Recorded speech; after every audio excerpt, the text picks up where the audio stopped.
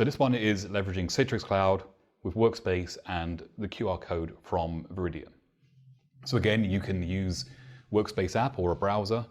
This time it's actually going to talk to Citrix Cloud and leverage Workspace. Now behind the scenes, Workspace can talk to various IDPs, one of those being Netscaler AAA, which is how we in turn talk to Veridium.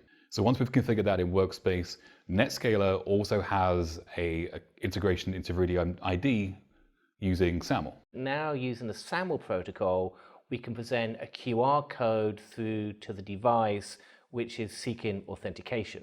So what happens now is the QR code is displayed on the logon screen for the user. This is in essence a session ID of the machine that requires authentication. We take the Veridium application on your mobile phone and we scan the QR code. This in essence now pairs the device that requires authentication, the session ID, with the user account, Craig in this instance, which is tied to the mobile phone as part of the enrollment process and ties the two together at the Veridium ID server. We do a biometric match, Face ID as Craig has just performed there, could be Touch ID, fingerprint, the Veridium software biometric, and then we pass that match information back to the server.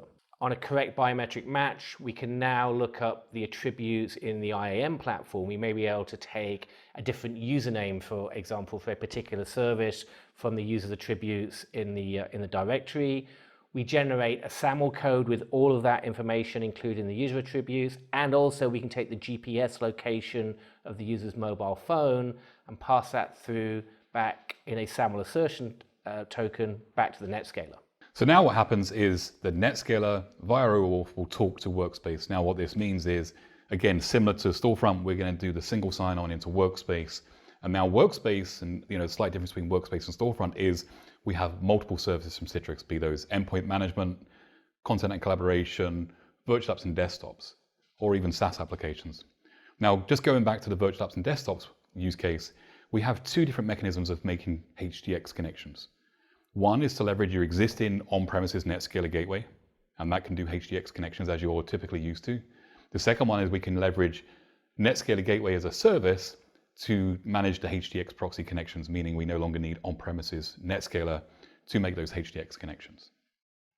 So once that's been done, we then leverage FAS, allowing us to then click on, for example, the virtual desktop, which will give us direct access into the virtual workload, again using FAS to federate into the desktop.